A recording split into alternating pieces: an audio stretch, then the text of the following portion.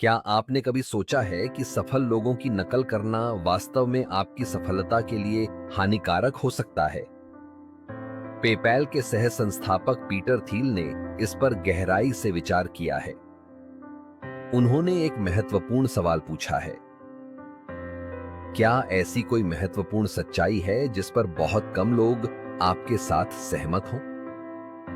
यह सवाल आपको सोचने पर मजबूर करता है। ज्यादातर लोग इस सवाल का जवाब देते हैं, लेकिन क्या वे सच में मौलिक सोच रहे हैं? थील का कहना है कि शानदार सोच दुर्लभ है, लेकिन साहस उससे भी ज्यादा दुर्लभ है।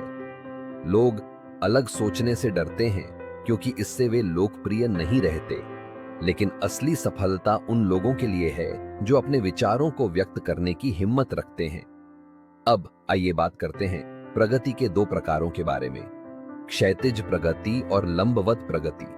क्षैतिज प्रगति का मतलब है पहले से सफल चीजों की नकल करना, जैसे एक और रेस्टोरेंट खोलना या एक नई ऐप बनाना।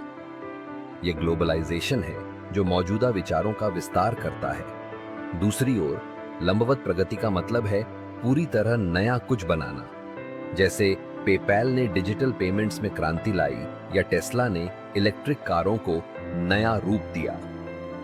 यहां एक दिलचस्प बात है, ज्यादातर लोग क्षैतिज प्रगति को सुरक्षित समझते हैं, लेकिन असली पैसा और प्रभाव लंबवत प्रगति से आता है। जब आप कुछ नया बनाते हैं तो आप न केवल अपने लिए बल्कि समाज के लिए भी एक नया रास्ता खोलते हैं। अब स्टार्टअप्स की बात करें। स्टार्टअप्स क्यों मायने रखते हैं? बड़ी कंपनियां अक्सर धीमी होती हैं और नवाचार नहीं कर पाती। वे नौकरशाही में फंसी होती हैं। व्यक्तिगत उद्यमी अकेले दुनिया नहीं बदल सकते क्योंकि उनके पास संसाधन नहीं होते, लेकिन स्टार्टअप्स सही आकार में होते हैं। ये छोटे होते हैं जिससे वे तेजी से आगे बढ़ सकते हैं, और बड़े होते हैं जिससे उनका असर भी होता है। अंत में यह समझना जरूरी है कि भविष्य पूर्व निर्धारित नहीं है। बेहतर तकनीक जादू से नहीं आती, इसे किसी को बनाना पड़ता है। अगर हम खुद बेहतर भविष्य का निर्माण नहीं करेंगे तो शायद हमारा भविष्य ही नहीं होगा। जब बाकी लोग पुराने बाजारों के लिए लड़ रहे होते हैं, असली विजेता नए बाजार बना रहे होते हैं।